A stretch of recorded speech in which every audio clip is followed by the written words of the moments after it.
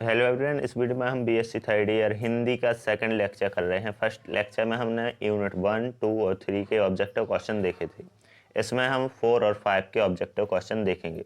तो यूनिट 4 से first question है, हिंदी भाषा का सौंदर्य किस पर टिका हुआ है?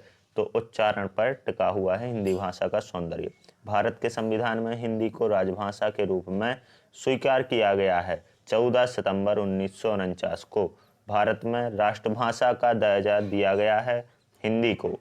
संविधान के किस अनुच्छेद के अनुसार हिंदी को राजभाषा के रूप में स्वीकृत किया गया है? तो अनुच्छेद 343 के अनुसार। हिंदी की लिपि कौन सी है? तो देवनागरी लिपि है हिंदी की। अंग्रेजी शासन में फोर्ट विलियम कॉलेज खोला गया था। कोलकाता में फोर्ट विलियम कॉलेज खोला गया था। अनुवाद का क्या अर्थ है? तो एक भाषा की सामग्री को दूसरी भाषा में रूपांतरित करना क्या है? अनुवाद का अर्थ है। अनुवाद में किन 3 बातों पर ध्यान रखना आवश्यक है? पाठ सामग्री, समानार्थक शब्द और पुनर्स्थापना। स्रोत भाषा का अर्थ है जिस भाषा से अनुवाद किया जाना है। यूनिट 5 से क्वेश्चंस देख लेते हैं। नैतिकता का प्रमुख गुण क्या है? तो आत्मगत गुण नैतिकता का प्रमुख गुण है। हिंदू धर्म के प्रमुख सिद्धांत हैं उपरोक्त सभी। पुरुषार्थ, आश्रम व्यवस्था, ऋण व्यवस्था, ये सभी हिंदू धर्म के प्रमुख सिद्धांत हैं। कर्मवाद का प्रमुख सिद्धांत है कर्म फल की इच्छा ना करना। महावीर के चिंतन में 3 महत्वपूर्ण तत्वों में से एक है अनेकांतवाद।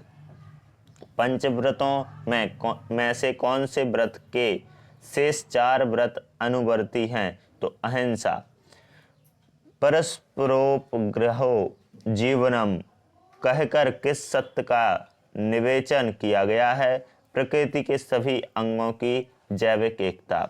बुद्ध की शिक्षाओं का सार किसमें निहित है? धम्म पद में निहित है। बुद्ध ने दुख निरोध के कितने मार्ग बताए हैं?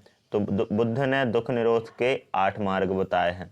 पंचशील का संबंध है बौद्ध धर्म से। मसीही धर्म के अनुसार मनुष्य अपने मूल उद्देश्यों से क्यों भटक गया है? पाप के कारण भटक गया है। यीशु के अनुसार सबसे बड़ा दान कौन सा है? क्षमा दान। यीशु की दृष्टि में सच्चे मसीही का क्या होना नितांत आवश्यक है? अच्छा नागरिक होना नितांत आवश्यक है। इस्लाम धर्म के महत्वपूर्ण स्तंभ हैं ये सभी। नमाज, रोजा और हज, ये सभी इस्लाम धर्म के महत्वपूर्ण स्तंभ हैं। इस्लामी पंचांग में रमजान का माह कहलाता है 9वां मास। गुरु नानक जी द्वारा प्रारंभ में किए गए लंगर का उद्देश्य निम्न में से कौन सा नहीं था? भेदभाव, समानता, नम्रता, भ्रातृभाव, भेदभाव। तो इसमें भेदभाव सही आंसर हो जाएगा। गुरु नानक जी के रूहानी उपदेशों में दंडछकों का आशय है मिलजुल कर खाना और ज़रूरतमंदों की सेवा करना। जाति पाति और अमीरी गरीबी का भेदभाव भुलाकर एक ही पंक्ति में बैठकर भोजन करने को कहते हैं लंगर। पिताजी के द्वारा क्रय की गई किस पुस्तक पर गांधी जी की दृष्टि बचपन में पड़ी थी? श्रवण पितृभक्ति नाटक। किस नाटक को देखकर गांधी जी ने बचपन में सत्य पालन करने का निश्चय किया था? हरिश्चंद्र। गांधी जी ने विवाह को लेकर किस प्रकार की निजी हानि होने की चर्चा की है? 1 साल व्यर्थ हो गया, यह गांधी जी ने कहा। गांधी जी को किस भाषा में सीखने में अधिक रस आया?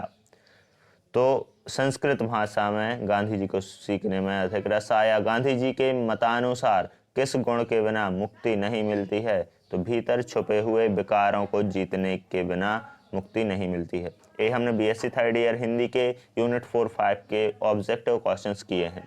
यदि वीडियो पसंद आए तो वीडियो को लाइक, चैनल को सब्सक्राइब करें। Thank you.